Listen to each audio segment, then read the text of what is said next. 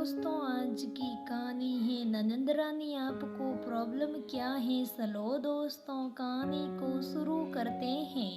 परिया के ससुराल में 2 दिन बाद उसके बेटे का मुंडन संस्कार था। सभी रिश्तेदारों को भी इस समारोह में बुलाया गया था। परिया के लिए बेटे के मुंडन संस्कार समारोह का मतलब मेहमानों का संस्कारी बहू का रवैया रखकर उनकी आव भगत करना था। 3 दिन पहले से ही परिया की 2 नंदे मायके आ गई थी। परिया हंस बोलकर उनसे अपनी सब कुछ चीजें या बातें शेयर कर रही थी। दोनों नंदे भाभी से इस समय भी हंसी मजाक कर रही थी। तभी ससुर जी ने आकर सबको बताया कि कल तीसरी वाली तुम्हारी बहन और ननंद नैना भी आ रही हैं। परिया ने जैसे ही सुना उसकी सारी मुस्कुराहट और खिलखिलाटी गायब हो गई। ऐसा नहीं था कि परिया को नैना का मायके आना सूझता था। वह तो यही चाहती थी कि नैना भी बाकी 2 नंदों की तरह अपनों से मिलने आए। बस बात बात पर जज ना बने और ताने ना मारे। लेकिन नैना को लेकर परिया के साथ भी वैसा ही कुछ था कि कभी किसी को मुकबल जहां नहीं मिलता। बाकी 2 नंदों और उसके ससुर जी जितने ही ज्यादा अच्छे थे उतनी ही ज्यादा स्वभाव से नया हिटलर थी। जब कभी परिया से किसी काम में कुछ गड़बड़ हुई होती थी तब तो हमेशा नैना अपनी माँ को भी कान भर देती थी। यही वजह थी कि परिया नहीं चाहती थी कि वो आए और भरे हुए जख्मों को अपनी सूरी सी जुबान से दोबारा कुरेद दे। खैर मायका जो था और मायके में समारोह भी था तो बुलावे पर कैसे ना आती नैना। दूसरी सुबह पहुंची सुखी थी। गेट पर नैना और बच्चे उससे पहले ही दौड़कर मामी से जा लिपटे। प्यारी मामी, हमारी मामी बोलती हुई नैना उन प्यारे निसल मन ननंद के बच्चों को मुस्कुराकर पुकारी रही थी कि नैना नजर आई। सामने ही गुस्से भरी आवाज में बच्चों को डांटने लगी। क्या हो रहा है ये सब? जो पहले अपने हैं उन सब पर प्यार लुटाओ। मामी का नंबर सबसे लेस्ट का है, समझे तुम लोग। बच्चे डरकर अपने नाना जी के पास चले गई तुरंत और नैना महंगे तमक मुस्कुराहट से परिया को घूरती हुई उसके सामने से चली गई। अंदर जाकर नैना ने भतीजे को गोद में लिया तो परिया का मन सा कि वो भी बोल दे ननद को कि सबसे पहले आप बाकी से मिल ले, भतीजे का नंबर सबसे लास्ट में। लेकिन सामने तो नैना की जबरदस्त सपोर्टर उसकी माँ थी, इसलिए नैना को परिया कुछ कह ही नहीं पाती थी। अगले दिन परिया के बेटे की मुंडन संस्कार की रस्म शुरू हुई। कथा कीर्तन और फिर भोजन का कार्यक्रम बारी बारी से जारी था और हर एक कार्यक्रम के बीच परिया की ननंद नैना बाकी की 2 नंदों को इधर उधर के काम में व्यस्त रख देती। ससुर जी मेहमानों के साथ बातचीत में व्यस्त थे। मौका देखकर कुछ ना कुछ ताने हिदायत परिया को दे जाती ताकि उसको सबके सामने जलील कर सके। इसी बीच मुंडन कार्यक्रम की प्रक्रिया में परिया ने अपने बेटे को गोद में पकड़ा हुआ था। नैना झट से आगे बढ़ी और भतीजे को भाई की गोद में जबरदस्ती बैठा दिया। फोटोग्राफर को आवाज लगाकर बोली, अरे भाई, आप तो मेरे भतीजे की फोटो उसकी माँ के संगी क्लिक करके चल दिए। उधर पहले तो पिता ही बड़ा होता है ना, माँ का स्थान तो पिता के बाद ही होता है ना बच्चे की जिंदगी में।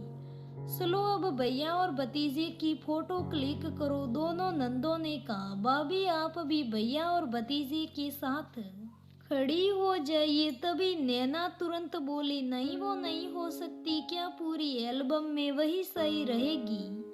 खर्चा हमारा भाई करे और वह पीछे क्यों रहे? यह कहते हुए नैना ने अपनी भाभी परिया को अपनी ओर बुला लिया। परिया के हाव भाव से निकितन परिया का पति समझ गया था कि उसके स्वाभिमान को नैना ने ठेस पहुंचाई है, इसलिए उसने परिया को इशारे से साथ में बुला लिया। नैना ने देखा तो गुस्सा होके वहां से दूसरे कमरे में अकेले जाकर बैठ गई। शाम तक मेहमान और ज्यादातर रिश्तेदार जा चुके थे। नंदों का परिवार कुछ और दिन रहने के लिए अभी रुका ही था। परिया सारे काम अकेले निपटा रही थी। थोड़ा बहुत काम में दोनों नंदे भी हाथ बटा रही थी। ससुर जी की ननंद नैना पर पड़ी तो बोली उठी, नैना तुम भी अपनी भाभी की हेल्प कर लो। कुछ माँ से बातें तो बाद में फोन पर भी कर ही लोगी ना। बस सारी कमी पिताजी आपकी ही है। सिर पर सड़ा रखा है आपने बहू को। मेरी तो ना आप सुनो ना भाई सुनेगा और ना ये मेरी दोनों बहनें। थोड़ा मीठी में ही भाभी तो वो माँ की बदौलत, वरना तो भगवान ही जाने क्या होता। नैना गुस्से में चिल्लाने लगी। परिया जो तब से आंसू छुपाए नैना की हर हरकत को नजरअंदाज करती जा रही थी, अब और न सह पाई और वहीं पर जाकर नैना के सामने जाकर बैठ गई। नैना आपको प्रॉब्लम क्या है? मुझसे साफ साफ क्यों नहीं कह देती? मायके आकर मेरा बेवजह अपमान करने का मौका तलाशना, आखिर वजह क्या है? मैं शुरू में सुपरा करती थी, उसका कारण कुछ वक्त देना चाहा था कि शायद आप ही सही हो और मैं ही आपको समझ नहीं पा रही हूँ। लेकिन उतने समय मौन रहकर मैंने आपके स्वभाव को अच्छे से समझ लिया है नैना की आपकी खुशी मेरी निंदा करने और मेरे बारे में मम्मी जी के कान भरने में ही होती है। वजह पूछ रही हो भाभी आप, आपका व्यवहार और आपका स्वभाव ही वजह और आप खुद की अपमान की खुद ही वजह है। अच्छी जो होती है तो मैं पागल तो नहीं थी कि आपके मुंह लगती रहूं। नैना मुंह बनाती हुई बोली। दोनों नंदे और ससुर जी परिया का हमेशा साथ देते थे। अब भी नैना के मुंह से परिया के लिए ऐसा सुना तो परेशान हो गई। ससुर जी परिया का साथ देते हुए बोले, नैना अगर बुरी होती तो हमारे लिए अच्छी कैसे होती? ये कमी इसमें नहीं। नैना तुम्हारे अंडियल स्वभाव और बदमिजाज जुबान में है। दोनों नंदों से तो हमेशा वह मिलजुल कर रहती है ना। सही का पिताजी ने, परिया भाभी में कमी क्यों निकालती हो? कभी वक्त निकाल कर खुद की कमी भी जान लो नैना। दोनों नंदे एक ही स्वर में बोली, तुम दोनों के लिए अपनी बहन से बढ़कर ये भाभी हो गई क्या? पहले तो बहन ही होती है ना भाभी, बाद में। नैना की माँ उसको अकेला पड़ता देख उसका पक्ष देने लगी। बस माँ आपकी जुबान भी नैना के ही शब्द बोलती है हमेशा। ये रिश्ता वो रिश्ता, ये पहले वो बाद में, कुछ नहीं होता। ये सब सच्चा इंसान उसकी सच्ची जुबान और नेक दिल की सबसे पहले मायने रखता है। कम से कम एक बार ही सही नैना को कहकर तो देखो कि भाभी की कमियों पर टिक्का टिप्पणी करना छोड़कर तो देखे।